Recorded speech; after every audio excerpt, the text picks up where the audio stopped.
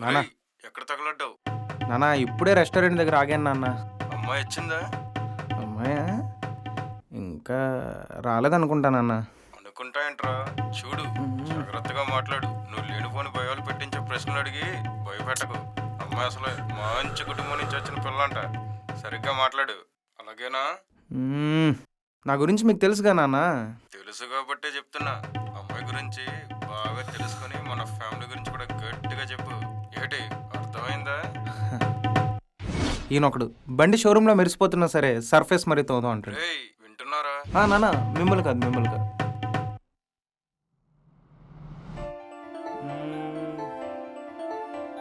Okay.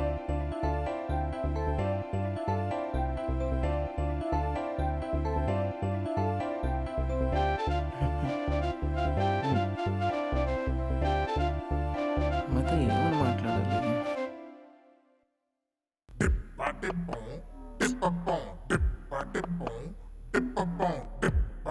Hi అండి. చిచి hello అండి. మరి అడ్వాన్స్ అయిపోతున్నానేమో. ఇలా చెప్పు. హలో అండి. మరి రొటీన్ అయిపోతుంది. ఈడెవడు? నమస్తే సార్, ఆర్డర్ ప్లీజ్. చెప్తాను మళ్ళీరా. ఎక్కడ ఆపాం? నమస్తే అండి. తెలుగే బెటర్ మనకి. బాగుంది. నమస్తే అండి. నమస్తే అండి. ఓకే సార్, వచ్చి ఆర్డర్ ప్లీజ్. ఒక 5 నిమిషాలు ఆగి మళ్ళీ రా.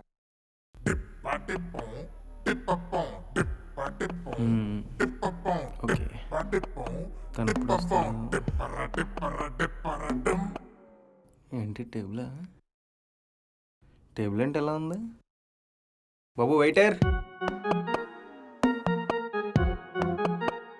బాబు వెయిటర్, బాబు నిన్నే అమ్మా. ఒరు బాబు నిన్నే. కొడతాడా బామ్మ? రే రే రే రే రే. సార్, క్లీన్ చేయమ్మా. Okay sir.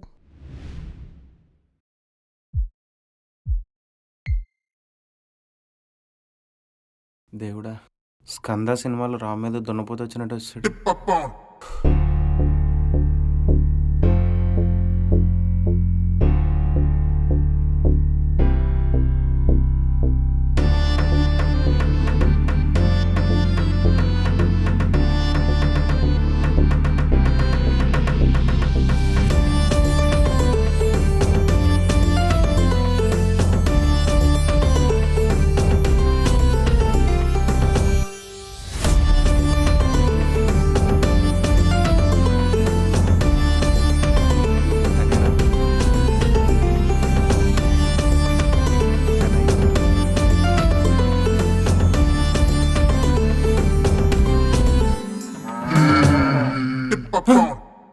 Sorry, your order, please. అయిపోయాడు. ఇంకోసారి ఆర్డర్ ఆర్డర్ అని తిరిగా అనుకో, యూట్యూబ్లో యాడ్ని స్కిప్ కొట్టినట్టు కొట్టేస్తాను. ఆగ పెట్టు.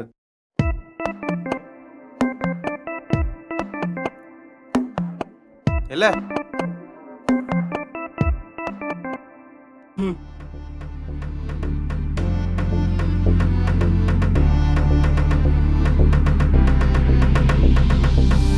అలజడి మనసులో మొదలైన దరికినే చేరిందే, ఏ అనుమతి లేకుండానే నిస్పర్శనపై వాల్చిందే. మళ్ళీ వచ్చాడు. నా కనులు నిన్ను చూసిన కడియే పెళ్లి మంత్రాలు విన్నాలే, పేలి పట్టి 7 అడుగులు నడిచే నూరేళ్ళ వధువరులవుదామే. నే వెతికిన అతి సుందరివే, నా వెనుకనే వెలిసావే, నీతో కలిసినే బ్రతికే వరమే అందించవే ఓ దేవతవే. హలో, ఉన్నారా ఇక్కడ మీరు? ఎస్ చెప్పండి. ఏమైందండి? నథింగ్. మీరే నా పెళ్లి చూపులకు వచ్చింది? ఆ, ఎస్ ప్లీజ్ కూర్చోండి.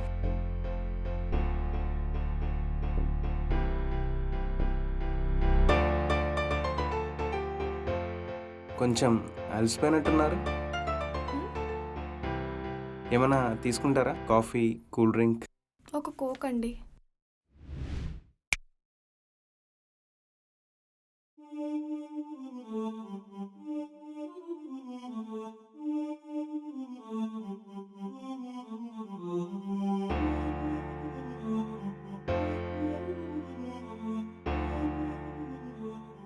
కూలింగ్ వాటర్ కన్నా కూల్ డ్రింక్ మీద మీ కాన్సన్ట్రేషన్ ఎక్కువ ఉన్నట్టుంది. అది కాదండి, ఎలాగో రోజు ఇంట్లో వాటరేగా తాగేది. ఇలా బయటకు వచ్చేటప్పుడు డ్రింక్స్ తాగడం తప్పేముంది? ఓకే, లేట్ ఎందుకు అయింది? అదా, బైక్ ట్రబుల్ ఇచ్చిందండి. వెయిట్. ఈ ఎండేలు బాగుండాలి ఎందుకండి మన మధ్య? Call me Karthik. ఓ, వెన్నెల.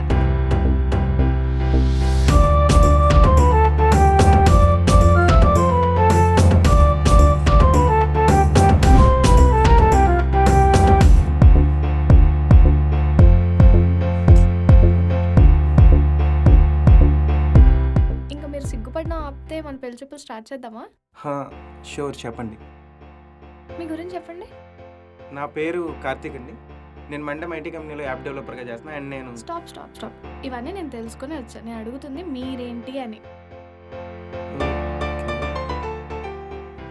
నా గురించి నా క్వాలిఫికేషన్ వచ్చేసి ఎక్స్క్యూజ్ మీ, నేను అడుగుతుంది మీరేం చదువుకున్నారా అని కాదు, మీరేంటి అని.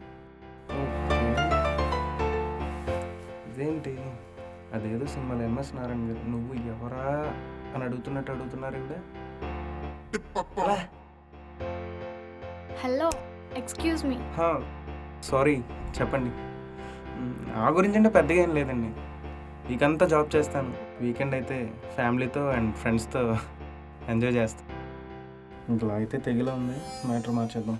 మీకు ఇంతకీ ఎలాంటి అబ్బాయి కావాలో చెప్పలేదు. ఎలాంటి అబ్బాయి అంటే ప్రేమ గురించి తెలిసి ఉండాలి, కానీ ఆ ప్రేమలో పడనకూడదు. నాతో పొసివ్గా ఉండాలి, కానీ ఆ పొసివ్ పెద్ద టార్చర్ చేయకూడదు. నెత్తిని పెట్టుకుని చూసుకునే అవసరం లేదు, కానీ జస్ట్ నా చేయి పట్టుకొని నడిస్తే చాలు. మీకు ఎలాంటి అమ్మాయి కావాలి? నేను ప్రేమలో పడ్డాను, అది నీతోనే, నువ్వే. అప్పుడేనా? నా భుజంపై చేయి వేసిన క్షణమే నేను మీతో 7 అడుగులు నడవాలనుకున్నాను. మీకు పొసెసివ్గా లేదా? If my man is totally mine, I will fight with my dark life. If my man is not there in my life, I will stay in my dark life. వెన్నెల గారు, నేను మిమ్మల్ని పాయింట్ అడుగుతాను. లవ్ మీద, family relations మీద మీకు ఎలాంటి opinion ఉంది? అంటే ఈ జనరేషన్ క్వశ్చనే, కాకపోతే ఫ్యామిలీ రిలేషన్స్ మీద మీకు ఎలాంటి ఒపీనియన్ ఉందో తెలుస్తుంది కదా అని. ప్రేమ. అప్పట్లో ప్రేమ అంటే అబ్బాయి రాముడిలా, అమ్మాయి సీతలా ఉండాలనుకునేవారు. కానీ నడుస్తున్న ఈ జనరేషన్లో అబ్బాయి రాముడైనా, రావణాసురుడైనా, అమ్మాయి సీత అయినా, శూర్పణఖ అయినా, ఇట్స్ ఆల్ అబౌట్ కమిట్మెంట్స్ అన్నట్టు అయిపోయిందండి పరిస్థితి. అరేంజ్ మ్యారేజెస్ అంటారా, వచ్చే కట్నాల్లో ప్రాఫిట్స్ అండ్ లాసెస్ చూసుకునేసరికి సరిపోతుంది. ఇక లవ్ మ్యారేజ్ సక్సెస్ అయ్యాకంటారా, సగం కాపురాలు గొడవల్లోనే మిగిలిపోతున్నాయి. అందుకే ప్రేమ మీద మంచి ఒపీనియన్ ఉన్నవాడు, పెళ్ళంటే మంచి రెస్పెక్ట్ ఉన్నవాడి కోసం వెయిటింగ్ అండి.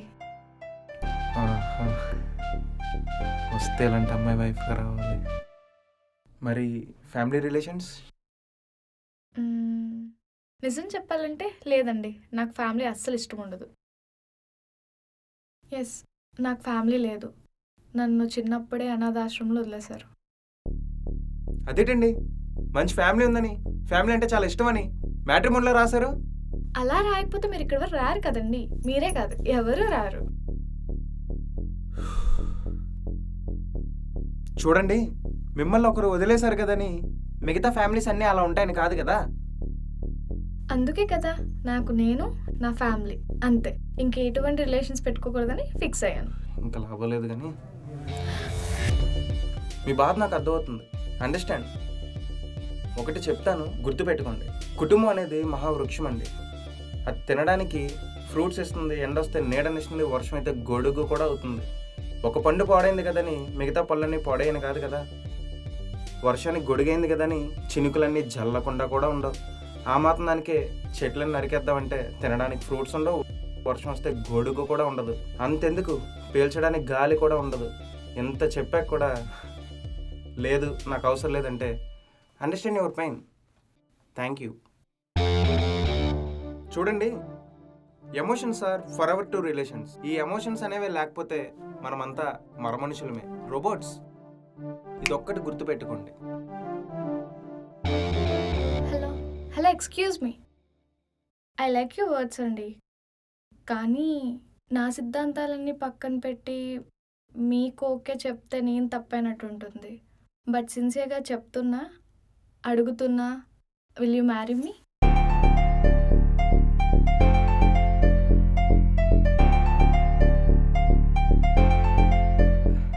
అప్పుడే ఎలా? అలా అని కాదు, అమ్మాయిల మీద మీకున్న రెస్పెక్ట్, ఫ్యామిలీ మీద మీకున్న అభిమానం, అందరూ కలిసి ఉంటే బాగుంటుందని మీ ఇంటెన్షన్ నాకు చాలా బాగా నచ్చాయి. అంటే మీరు పెళ్ళికి